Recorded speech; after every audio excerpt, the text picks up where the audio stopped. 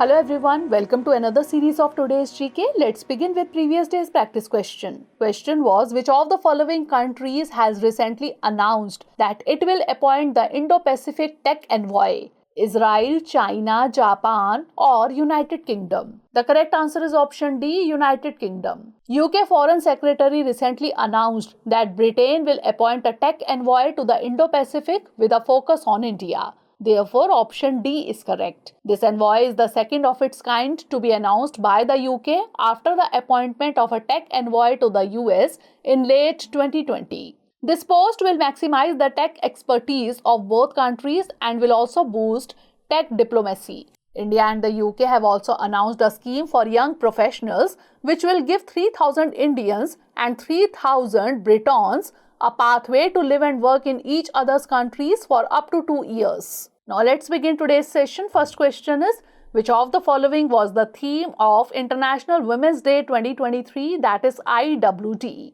Digit all innovation and technology for gender equality. Accelerate equality. Experience the impact when you break the bias. I am generation equality, realizing women's rights, or think equal, build smart, innovate for change.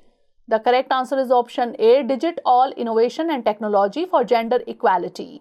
International Women's Day 2023 was commemorated on March 8 under the theme Digit all innovation and technology for gender equality. Therefore, option A is correct. The United Nations has highlighted the need for inclusive technology and digital education. It discussed the role of all stakeholders in improving access to digital tools. Across the world, there has been a marked absence of women in the professional realm of STEM subjects. It includes IT sector, environment, climate, medical sciences, etc. Globally, 18% of girls in higher level education are pursuing STEM studies compared with 35% of boys.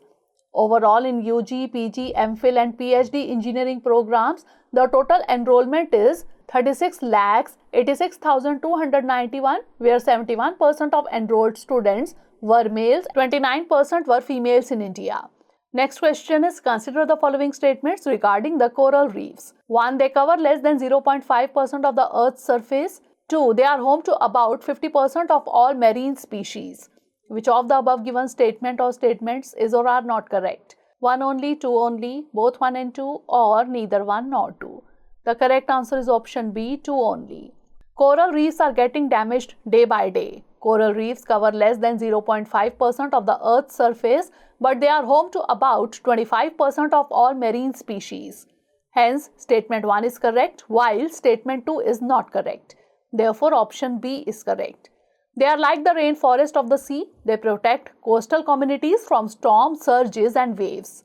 They act like low-crested breakwaters and absorb 97% of wave energy. This substantially reduces coastal flooding and erosion. They act as food bowls, rest stops and even navigation waypoints for critters on the go. The anti-cancer agent RRC, included on the World Health Organization's list of essential medicines, is found in sea sponges on Caribbean reef. Increased ocean temperature caused by climate change is the main cause of coral bleaching events.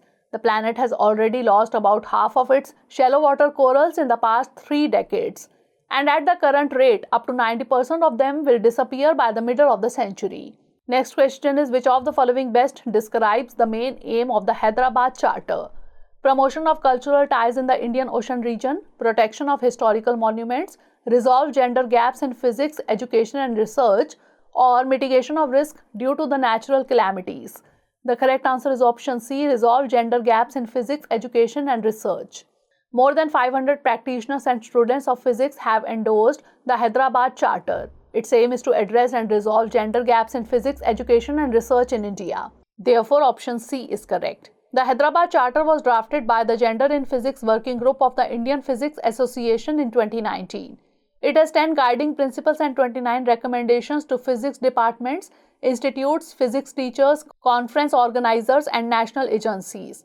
It notes that despite women winning half of the Inspire Fellowships for physics, the fraction of women in PhDs in physics who are employed in tertiary education is just 20%. According to Bias Watch India, only 13% of physics faculty members in India are currently women. Next question is, the theatre level operational readiness exercise or Tropics 23 is related to which of the following countries? China, Japan, USA or India? The correct answer is option D, India. Indian Navy's major operational level exercise Tropics for the year 2023 conducted across the expanse of IOR over a duration of 4 months from November 22 to March 23 culminated recently.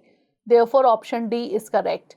The overall exercise construct included the Coastal Defense Exercise Sea Vigil and the Amphibious Exercise MFEX.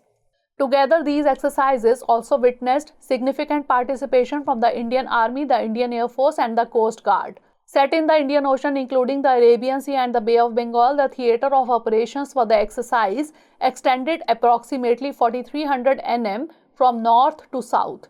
It extends up to 35 degrees south latitude and 5,000 nm from the Persian Gulf in the west to the North Australia coast in the east, spanning an area of over 21 million square nautical miles. It witnessed the participation of approximately 70 Indian Navy ships, 6 submarines and over 75 aircraft.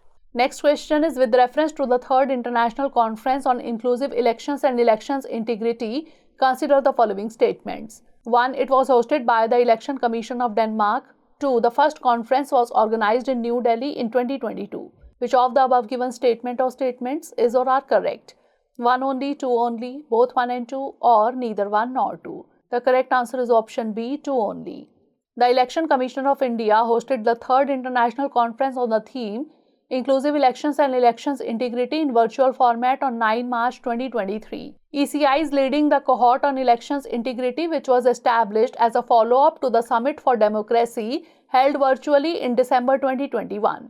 Summit for Democracy was an initiative of the US President hosted in December 2021. Hence, statement 1 is not correct. The first international conference of the cohort was organized on 31st October to 1st November 2022 in New Delhi. Hence, statement 2 is correct. Therefore, option B is correct. It was on the topic role, framework and capacity of election management bodies, where nearly 50 representatives from the election management bodies of 11 countries participated. The second conference on the theme Use of Technology and Elections Integrity was hosted by ECI in New Delhi on 23rd and 24th January 2023. Next question is, in the context of Indian arts and culture, the Zemado dance is associated with which of the following states of India? Goa, Odisha, Kerala or Assam? The correct answer is option A, Goa. Zemado is the famous folk dance of the Indian state of Goa. Therefore, option A is correct. Zemado is an interesting dance form in which women folks belonging to the Dhangar community imitate the actions of the gods. Aimed at highlighting the routine lives of women, Zemado is used as an opportunity by women to get away from their mundane lifestyles. Dancers form a circle and go about chanting and dancing. It is usually performed during festivals and rituals. Next question is, which of the following statement is not correct regarding the Controller General of Accounts or CGA? He is the principal accounting advisor to the Government of India. He is responsible for establishing and maintaining a technically sound management accounting system. The Office of CGA comes under the Department of Finance, or the Office of CGA prepares monthly and annual analysis of expenditure, revenues, borrowings and various fiscal indicators. The correct answer is option C. The Office of CGA comes under the Department of Finance. Recently, Mr. S.S. Dubey is appointed as the CGA. The CGA in the Department of Expenditure, Ministry of Finance, is the principal accounting advisor to the Government of India. Therefore, option C is correct. He is responsible for establishing and maintaining a technically sound management accounting system. The Office of CGA prepares monthly and annual analysis of expenditure, revenues, borrowings, and various fiscal indicators for the Union Government. The annual appropriation accounts, civil and union finance accounts are submitted to Parliament under Article 150 of the Constitution. Along with these documents, an MIS report titled Accounts at a Glance is prepared and circulated to honorable members of the Parliament. The CGA in the Ministry of Finance heads the organization and is responsible for administering this system. Next question is, in the context of government policies and schemes, the launching of the Har Payment Digital Scheme is related to Niti Aayog, Reserve Bank of India, Controller General of Accounts or Comptroller and Auditor General. The correct answer is option B, Reserve Bank of India. Reserve Bank of India launched the mission Har Payment Digital on the occasion of Digital Payment Awareness Week DPAW 2023. Hence, option B is correct.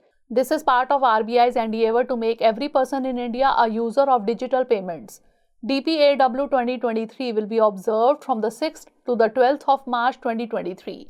The campaign theme is Digital Payment Apnao औरों को भी सिखाओ, that is, adopt digital payments and also teach others.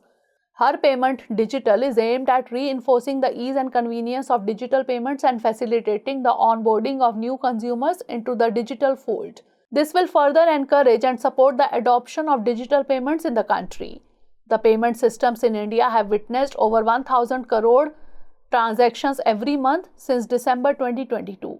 Next question is, in which year the Government of India decided to create a new category of languages called as classical languages? 2004, 2008, 2012 or 2016? The correct answer is option A, 2004. In 2004, the Government of India decided to create a new category of languages called as classical languages. Therefore, option A is correct. In 2006, it laid down the criteria for conferring the classical language status. So far, that is 2019, the 6 languages are granted classical language status. Once a language is declared classical, it gets financial assistance for setting up a center of excellence for the study of that language and also opens up an avenue for 2 major awards for scholars of eminence. Besides, the University Grants Commission can be requested to create, to begin with at least, central universities a certain number of professional chairs, classical languages for scholars of eminence in the language. Currently, India has 6 classical languages: Tamil 2004, Sanskrit 2005, Telugu 2008, Kannada 2008, Malayalam 2013 and ODR 2014. Last question is, recently the Chabahar Port was in the news. It is associated with which of the following countries? Oman, Qatar, Djibouti or Iran? The correct answer is option D, Iran. India is all set to deliver humanitarian assistance consisting of wheat to Afghan people via the Chabahar Port in Iran. This is for the first time since the Taliban takeover of Afghanistan that the Chabahar will be used to send assistance to the landlocked country. The port of Chabahar is located in the southeastern Iran in the Gulf of Oman. It is located in the Sistan-Balochistan province on the energy-rich Iran's southern coast. It serves as Iran's only oceanic port and consists of 2 separate ports named Shahid Kalantari and Shahid Beheshti. It is considered a gateway to golden opportunities for trade by India, Iran and Afghanistan with Central Asian countries. Therefore, option D is correct. Now it's time for the practice question. Which of the following ministries is related to the Sathi portal? Ministry of Home Affairs, Rural Development, External Affairs or Education? Send the answer of this question in the comment section. Stay tuned for the next episode. Thanks for watching.